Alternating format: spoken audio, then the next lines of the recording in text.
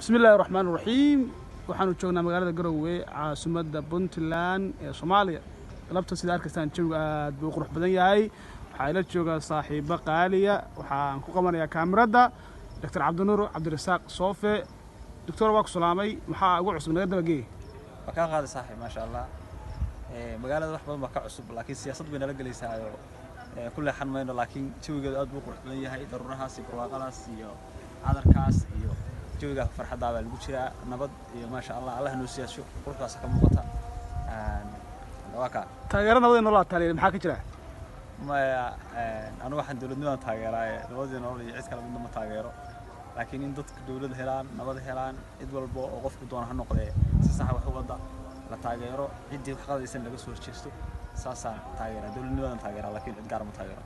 ما شاء الله خير وي وين سلامنا أصحاب تقالية قلب وناكسن from Garowe